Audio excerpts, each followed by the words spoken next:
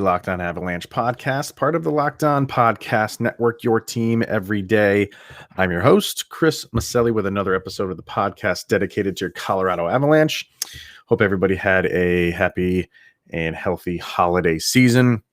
Was on a little bit of a break because of it, but we are back with the final week of 2020 and the final weeks of shows in this odd and crazy year. And we know that next year is going to bring hockey. And what happened in the brief hiatus that I took from last week, the schedule came out. So we'll be looking over the schedule. Very interesting. Was not anticipating. I didn't hear anything. I don't remember hearing anything that the schedule was going to be in this kind of grouped scheduling like baseball where you're playing the same team multiple times in a row. I never saw anything about that. But that's what we got. So we'll talk about the Avalanche schedule in particular, look at some critical dates that the NHL had released in terms of free agency period, the Kraken draft, things like that, the trade deadline. We will also look at a new rule that the NHL has implemented, one that probably has or should have been in play for a long period of time, and in particular would have come in handy just 2 seasons ago for the Avalanche. And we will get to that momentarily. So first things first, follow the show on social media outlets. On Twitter, LOPN_Avalanche. On Instagram, search for Locked On Avalanche. And send any questions, comments, concerns to lockedonavalanche@gmail.com. What do you think of this schedule? Let me know. I do want to start quick with the World Juniors, which are underway. Team Canada is doing what we thought they would do. Team USA, 1-1 right now. The prospects on, Team USA, Drew Hellison had the game winner in an 11-0 game. He scored the first goal, which I believe was his only point of that day. On Team Canada, completely dismantled Team Germany, 16-2. And the 3 Avalanche players on Team Canada had a pretty good day. Justin Barron, 2 assists. Alex Newhook, 2 goals and 1 assist.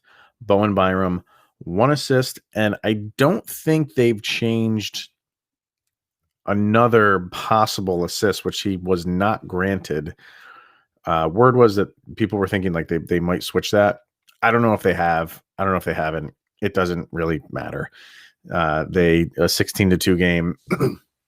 Byram was in on the play. Whatever. I mean, he played pretty well, gave up a couple bad turnovers, but recovered very nicely. And that's what you want to see on a defender who misplays the puck, how quick he gets back and to kind of take control of the play again. And he did it. So, I mean, it's not much of a challenge for them. And then they went on, as I'm recording this, they just beat No. Let me see real quick. They beat, it was a closer game. Was it Slovakia? 3-1. And none of those guys pitched in a point. So that is what it is, but they are a loaded team. And those 3 guys are part of the reason why. All right. The return to play schedule is out. And like I said, I was not aware that this is like a baseball schedule. You are playing teams multiple times, every single time. There is not a game where you are playing one team and then your next game you're playing somebody else. Most of the games are grouped in 2s. So you're playing, and they start the season against St. Louis in Colorado. So those are your first 2 games of the season. St. Louis back to back. They are not the last 2 games of the season. I really thought maybe they would do that, have Colorado and St. Louis, or even Colorado and Minnesota. the other teams that are normally in the Avalanche division. I thought they might have them finish out the season against one of those two teams, but they don't. They finish against Los Angeles for 2 games. They do. My cat is joining me for this show too, by the way. So if you hear some cat crying, it's him. They do play a few times 4 straight games against the same opponent. They do it against Vegas in, I guess you could call it a home and home. It's 2 in Vegas and then 2 at home. Then they do it again against, where is it? St. Louis. They do 3 games in a row. Minnesota. They do it 4 against Minnesota. Again, 2 at Minnesota and then 2 at home. And I thought there was one more where they do it, but I could be mistaken. Anaheim, Minnesota, Anaheim. Now there's the St. Louis, San Jose. There you go. 2 at home and then 2 on the road for San Jose. So 3 different times to play the same team 4 times. It's like a series. It's like a playoff series. March is very friendly to Colorado. They play all but 4 games at home, including 2, 4, 6, 8 in a row, and then 2 games real quick. It's a back-to-back in Arizona, and then the last 4 to end March at home. So they are playing 4 games. The very first 2 games of March are in San Jose, and then those 2 towards the end of March. But you're playing a lot of home games in March. The opposite is true when it comes to April. You're playing 5 games at home in April compared to 2, 4, 6, 8 games on the road. And then the other 2 months, January is pretty much split. February, pretty much split. And then May, there's 5 games in May. But you do finish the last 4 games of the season on the road. So I think for the Avalanche, again, they're in probably the weakest division. So I think in that March is where you want to make your stand. You have a lot of home games, and again, home games are what they are. There's not going to be fans in the arenas. Maybe towards the end of March, if things are getting better, maybe you start seeing some of that, but of fans coming back into the arenas. So it'll be interesting to see how home ice advantage, how much it matters. On different sheets of ice. I mean, that's understandable. But when you don't have that fan interaction pushing a team on, that's definitely going to come into play. You can't really deny that. So I think it's tough. You've never gone through this before, so you can't say, does this favor the Avalanche or does it favor another team? This is going to be, it's like a baseball season.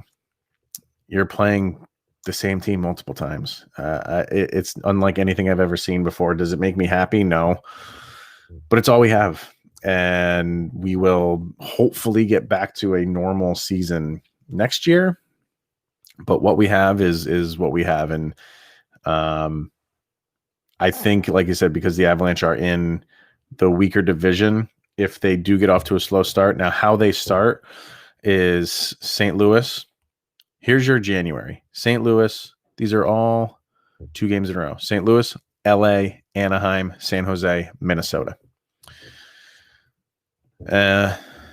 You want to start those first 2 games against St. Louis. Man, if you could take both of those games to start the season, you're off to a good start. If you can put a 4-point difference between you and St. Louis right off of the bat, that's good. You don't play Vegas until the middle of February. So about a month, almost exactly a month.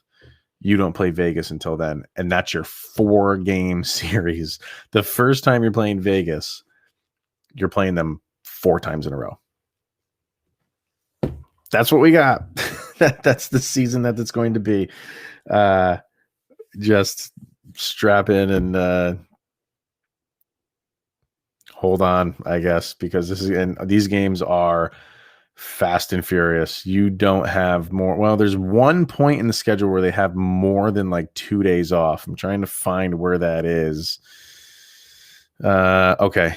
In April, you have a game against Anaheim on April 11th, and then you don't play until April 16th. So that's 4 days off. And other than that, you are playing almost every other day. And this is brutal. Like this, by the end of this season, who is going to be left standing? You just look at these dates, and it's day off game, day off game, day off game, game. It is just one after another. You better be conditioned. And the Avalanche are. So all right, let's take a quick break, and when we come back, we will talk about some of the critical dates that the NHL has put forward. And before we do that, we are going to hear from our friends over at Built Bar. And I have been saying that the new year is upon us, and it's coming up, and it is basically here. And what do people do a lot during the new year and the resolutions that they make? They want to lose weight and they want to get healthy. So why not include Built Bar in that plan? I've been saying it for months now. Built Bar is the best tasting protein bar and energy bar on the market. Doesn't taste gritty, doesn't taste like sandpaper. They are covered in 100% chocolate, and they're soft and easy to chew. They are more like a candy bar than a protein bar. And they come in amazing flavors. 18 different flavors to choose from. And they always have special limited edition flavors too. So if you get in on their mailing list where they send you emails, they will let you know what those flavors are. There were just some great ones that they had just for the Christmas season. I don't know if those are still available, but definitely check it out. Some of the flavors that they have are caramel brownie, peanut butter brownie, double chocolate, salted caramel, banana bread, German chocolate cake, apple almond crisp. The list goes on and on. Built Bar is great for the health conscious guy or girl, lose or maintain weight while indulging in a delicious treat.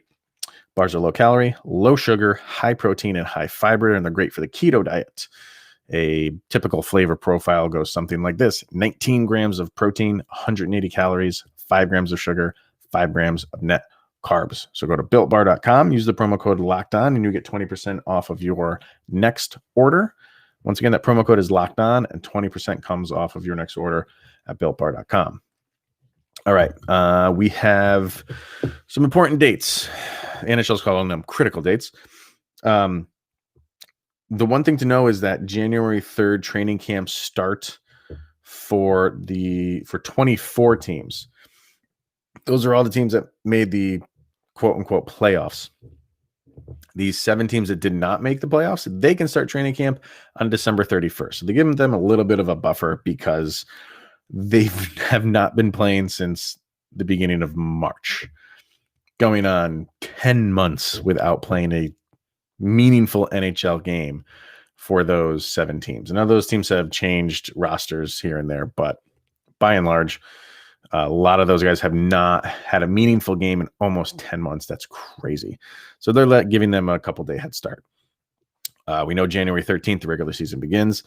April 12th is your trade deadline. Now, let me bring up my calendar here. April 12th is a Monday, obviously. And the season ends for the Avalanche May 8th. So if there are trades to be made, and the Avalanche probably will be buyers, I don't know. I talked about this with the Locked On Ducks guys, or excuse me, the Locked On Sharks guys, about how the Avalanche, you would think they would be buyers, but Sakic really doesn't do a ton at the trade deadline. Maybe they make some minor changes. Whoever you're getting them for not quite a month, right? The 12th. So we got 1, 2, 3, 4. Yeah. A little over a month you're getting them for. Now Not even. No, I'm lying. It's about a month, which is kind of, I think the trade deadline normally in February, and the season usually ends in April. So it's less than everything in this season is less than, including how long you have a player you might trade for. May 8th is the end of the regular season. May 11th, and there's an asterisk next to that. May 11th is when the Stanley Cup playoffs begin. And we know how these playoffs go. These playoffs go by each 4 divisions will have their own basically final 4. So you're doing 2 rounds within your division. The winner of those divisions, you get 4 teams, obviously, that come out of those 4 divisions. They have their own final 4 and for the Stanley Cup title. So this says pretty much that there will be reseeding after you get those 4 teams. July 9th is the last possible day of a Stanley Cup final, and that is also subject to change. So it's technically not the last possible day. So, but whatever.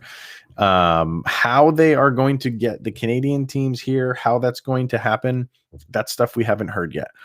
So be very, very interesting to see. I think the NHL is just crossing their fingers that this gets better. This virus gets better. And with the rollout of the vaccines that are available, I think that they're hoping by May 11th, 5 months from now, things are better, and enough so where they can bring a team into the United States, or if you can cross the borders, then they would just leave whatever team is up there, most likely Toronto, and you can go there and play. If not, they bring that team here, put them in some city, and you start your playoffs. That will be the one sticking point. That'll be the one thing that we have to look forward and see how they're going to cross that bridge when they come to it. After the season is over, here's your postseason dates. July 17th is the deadline for teams to submit their protected lists for the expansion draft. It says July 17th. Just a few days after that, July 21st is the draft. So Seattle has a lot of work to do in a short amount of time when they get those rosters of the people that they can pick from. And that's July 21st. 2 days after that, on July 23rd, is and the 24th, I guess, that's the NHL draft. So again, things are happening quickly. And then a couple days after that, on July 28th, is your free agency period. So July is going to be crazy. You're going to get a Stanley Cup final. You're going to get the expansion draft, the regular NHL draft, and your free agency period. And then I'm going to need a nap because, wow, that is going to be ups and downs like you won't believe, especially if the Avalanche are in the Stanley Cup final. That alone would be enough emotion for an entire month. And now we're going to have to probably we will have to part with a player and then prepare for the draft and then prepare for free agency. Man, Joe Sakic, I don't envy him for the month of July. So get ready for that. And then one more thing I want to cover before we take our next break is there is some teams coming out now. They're saying that, that they can put ads on the helmets. That's something that we had heard about.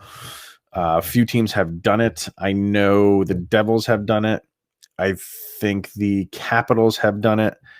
And I think there's one other team. I'm not sure. But so far, I think what the teams that have put ads on their helmets are the same as the arena, like the Prudential. It's got the Prudential logo for the Devils. They have not come out and said, the Avalanche have not said if they're going to do this or not. Some people are up in arms about it. If you look at how the Prudential one and the Capital was, I think is Capital One, because I think that's their arena, I believe. I think that's what the Capitals are doing. It's not invasive. It's not like NASCAR where it's just head to toe ads. It's an ad on the helmet. You lose the logo, which I get that part of it, but you got your jersey still where the logo is. Once they start replacing that, then I can get angry. But from what I understand, this is just one season. Some people think like, no, this is not one season. Once you open that door, then the floodgates open. And it's only a matter of time before everybody does it. If that's the case, then that's the case. The NHL needs to make money. This is not the NBA. This is not the NFL. They've gone without doing it for so long. And if this is the tipping point where now we have ads on the helmets, it's just a sign of the times. It's what sports has become, is advertising. It really has. I don't know. I don't think. Look at the NBA. The NBA finally picked up on it. It's not invasive. And I think the big thing is if the ad matches up with the team, it kind of softens the blow a little bit. If it makes sense for what team is holding the ad, I think some people are be more apt to accept it than if it's just some random ad that goes to the highest bidder. Some teams are definitely going to do that. Now, if the Avalanche do it at all, teams don't have to do this, by the way. But I think you're going to see some teams do it. And then maybe teams look at the financials and say like, maybe we should do it for next season if it is allowed for next season. I don't know. I think I do think once the NHL has opened that door, I think it's going to keep going because teams will see that the money that they brought in for it and just keep it going. But I think after this year, it might be an all or nothing. I don't know if they will still allow teams like to have the option to do it. And as of I know right now, the Avalanche have not said that they're going to do it. So it's not the end of the world. But I know it angers some people, and I understand that too. The purity of the uniform. They don't want to sully the sanctity of the uniform. And I get it, but just the way that we live right now is we live in an ad-driven society. Having said that, go check out Bet Online. Our latest ad and our fantastic. If you are a betting person, and I try to be, but I'm bad at it, and I can admit that I'm bad at it. betonline.ag is the place to go. And we like them already because their odds for the favorites to win the Stanley Cup for next year are out, and they have the Avalanche at number 1. So they're good. So definitely go check them out. Football playoffs are here. College playoffs are around the corner, and the bowl season is here. Bets go flying around like crazy when it comes to football, and NBA season has started back up. They have a section of their website that's like a casino based thing, and you can play blackjack or poker or whatever people want to play on that website. So you can go to betonline.ag, sign up for a free account. Use the promo code Locked On, and you get a 50% welcome bonus. Whatever you put into your account, they will give you 50% more. Put $100 in, you get an extra $50. Put $200 in, you get an extra $100. Put $237.67, you get 50% of whatever that is, if you want to do some quick math. So make sure you go to betonline.ag and visit them on their Twitter page, betonline_AG. And once again, take advantage of that bonus, that 50% bonus. Sign up for the free account and make sure you use that promo code Locked On to get the 50% bonus added to your account on day 1. All right. Last thing I wanted to get to. The NHL decided to fix a rule I think we've all been waiting for them to fix for quite some time. And that is the Offsides Rule. They have updated it to say the following: beginning in the 2020-2021, which is very odd, by the way, because it's technically just the 2021 season, but they're titling it the 2020-2021 season. A player's skate will not have to be in contact with the blue line in order to be onside. Excuse me. For those that don't know, I'll just throw it out there. In order for you to be onside, your skate had to be on the ice touching the blue line. If the entirety of your skate was over the blue line, but just hovering above the ice, you were considered offsides. Terrible rule. I think every single person has been affected by it at some point or another. And it definitely affected the Colorado Avalanche 2 seasons ago in the playoffs, Game 7 against San Jose, where Gabe Landeskog was clearly going to the bench as his shift was ending and was taking his step into their bench. And because he was taking this step, and the Avalanche had intercepted the puck. I mean, you can go on YouTube and watch this whole thing over again if you really want to, give yourself a bad day again. Because the Avalanche stole the puck at just the right time, he was lifting his skate to go into his bench. He was still on the ice. He was offsides. The Avalanche scored on that goal, but it was reviewed. And because we now live in a society where sports are micromanaged and they are viewed frame by frame, even though he had nothing to do with the play, he was coming off of the ice. The puck was on the opposite end of the ice.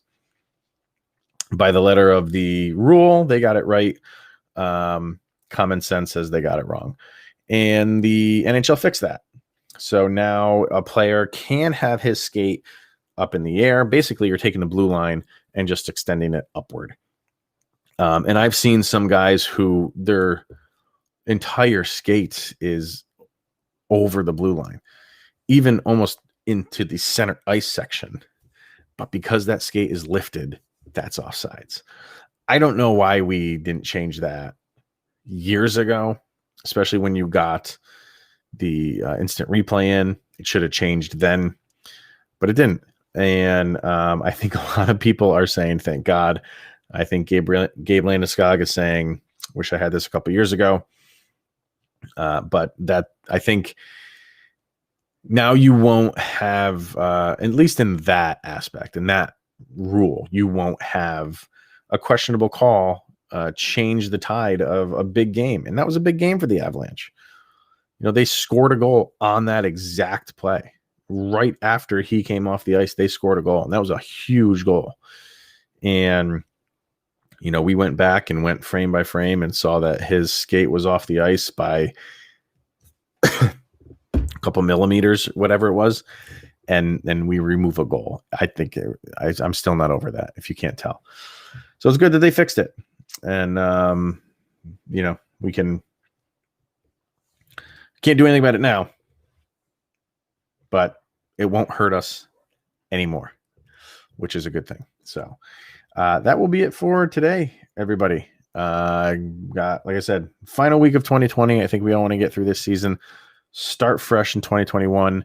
And what better way to start fresh with a brand new hockey season?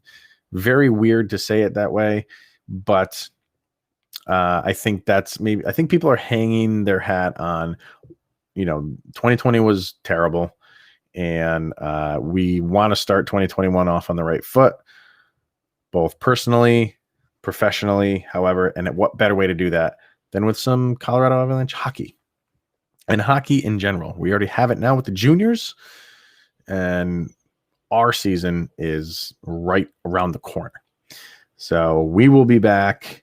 I don't think we're going to do a show tomorrow, but we should be back. We're going back next week, 5 days a week. But I'm probably going to have, depending on what's coming out of the world of hockey, do a few shows this week. Definitely 3. We might do 4.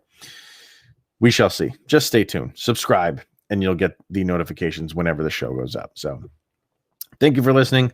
Appreciate it each and every day. And that will be it for today. We'll see everybody on Wednesday. And definitely go to LOPN_Avalanche. Follow on Twitter, Locked On Avalanche on Instagram, and send any of those emails to lockedonavalanche@gmail.com.